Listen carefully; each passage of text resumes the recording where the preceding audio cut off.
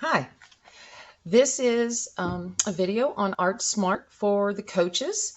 I do recommend that you watch the video that I made for the students of Art Smart because this video will just build on top of that information. Okay, so Art Smart is a large contest that does consist of memorizing 30 pictures, all famous artwork from 4 different time periods. The test actually has 2 parts, like I've mentioned in the previous video. The first part is being able to identify the artist's last name and the title of each image. The second part of the test is answering questions about the art elements and about art history. All that information is provided in the paragraphs that are included in the booklet for each picture.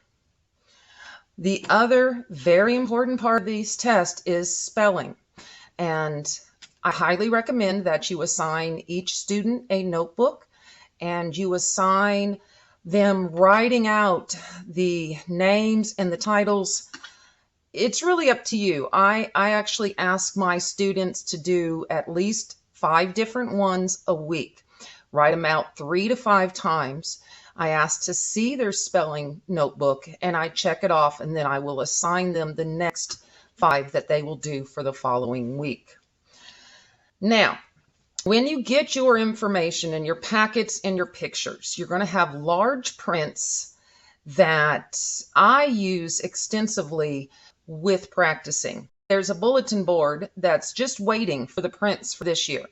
I've already made labels of Renaissance, Baroque, Modern, and Contemporary. The labels are put on the top of my bulletin board, and then I will arrange the pictures within that category so that it helps the students be able to identify what time period they come from. Now, with the large prints, you want to cover up any writing that might be on the front. You just want the kids to be able to see the picture. And I can do that by using sticky notes to cover up all those little details at the bottom. Then you will have these smaller cards. It's going to include the information of the artist's name and the title, and you can assign a packet of these to each student. Now, that is what they'll use to start memorizing what the images look like. One of the things that I advise to all of my students is that they can actually hang these pictures up on a poster board and then hang it on the wall in their bedroom, or just hang them on the wall in their bedroom, whatever their parents will allow. When a child repeatedly sees a same image day after day after day, their visual memory will take over and they can be able to make those associations with that image. I also create a matching game that I use. So I've got my large prints on the bulletin board. Then I actually write out titles and even artists on these little popsicle sticks. And I use this as a matching game. So when my students come in, they get a handful of these popsicle sticks, and they have to be able to match either the artist name or the title with the pictures that are hanging up. They love this game. They ask to play this over and over again, and we can do many variations of it to make it fun for them. It is something that they really enjoy. In fact, each time I make 2 or 3 sets of the popsicle sticks to use, so that different age groups can be working at the same time. Okay, so one of the main things that I do is that I have an after-school practice. I do this 1 or 2 days a week leading up to the competition for at least 2 months. We meet for at least 35 minutes after class, sometimes after school, even more.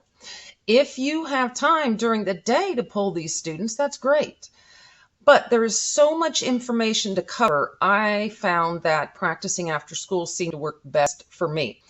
During that after school practice, every single day, that they come in. I will take sticky notes and I will label the large prints 1 through 15. They will first come in and they will do a practice test with the artist's last name and the title based on the numbering that I have put on the pictures. Now, they will get them in the habit of using what they're going to be using for the actual test. So you're going to have the artist followed by the painting. And they have to get these in the correct location. So this gives them practice ahead of time. And then go ahead and be in the habit of grading those based on how they will be graded for the final competition. Each answer is worth 2 points. So there's a total 60 points on that page alone.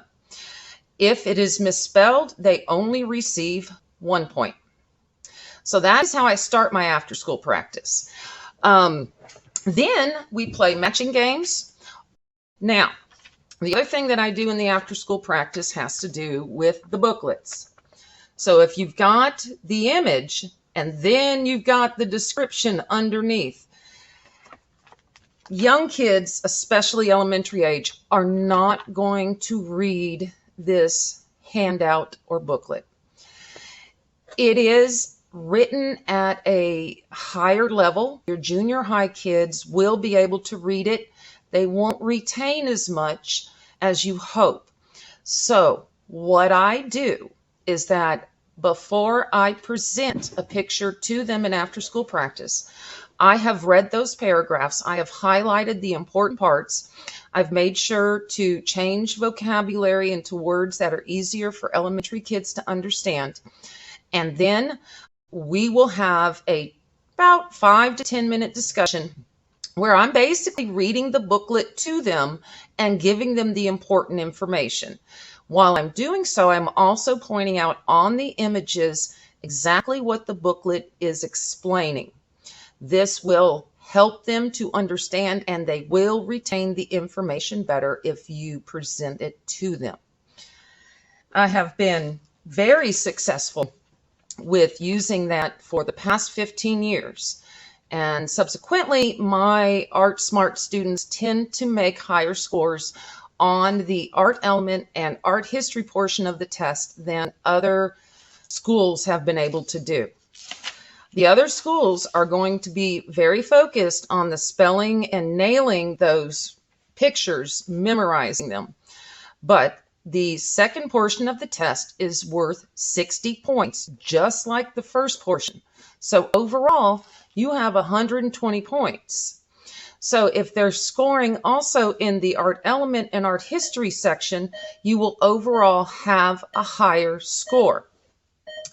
The page that will be used in the competition, and once again, when I give them practice tests on the art elements and art history, I don't always have a corresponding answer sheet. So like for the actual test on test day, when you do the competition, they will have this corresponding answer sheet. And they've got to be able to make sure they fill out things in the correct spots. So when I'm doing a practice one with them, I tend to use this older style one, and I have them write out their answers under here for the elements and under this side for the history.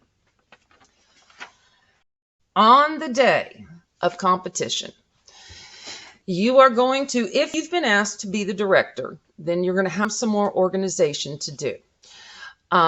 If you have not been asked to be the director, please be prepared to help with grading. Grading Art Smart takes the longest from any other UIL competition I have ever graded. There's a lot of information to grade, and it needs to be checked by 2 other people. So 3 people are checking and grading these pages. Usually, if your contest director for your region's UIL will usually put Art Smart at the beginning of the day because the grading is so intensive. When you sit down to grade, you're going to need all the extra help that you can get. So, like I said, if you are a coach of Art Smart and you are not directing Art Smart, please be ready to grade. Now, when it comes to if you are directing Art Smart, the first thing that you're going to have to do is after you pick up your package, you will need to select 15 pictures that will be used for the actual competition. You cannot select these yourself. You need to pick somebody else random who has nothing else to do with Art Smart. Give them the stack of large prints. They pick out 15. Then you need to make an answer sheet of that 15 prints before you actually administer the test. But I have been in situations where I didn't have enough time to make the answer sheet. So as I was directing and presenting the pictures, the assistant, the monitor in the room, was actually writing out the answer key. That answer key you're going to want to make multiple copies of so that everybody who helps with grading is able to have their own answer sheet to check. You got to remind the students to please get their information on here correctly, their contestant number, not their name. Remind them that there is a column for artist and for painting. Then, when you are done with that first portion of the test, you will collect all of their answer sheets and you will administer and give out the answer sheets for the second part. Now, when doing the prints, you are supposed to allow, I think it's 90 seconds, a minute to a minute and a half per print. I have found that over the years of administering Art Smart, I ask the students as soon as you are done writing your answer to put your pencil down. That way, once everybody's pencil is down, I will go ahead and move on to the next print. This actually has saved us time in the long run. So you have 30 minutes for the prints, and then you will have 30 minutes for the second part of the test of the art elements in art history. So you're going to hand out their answer sheet.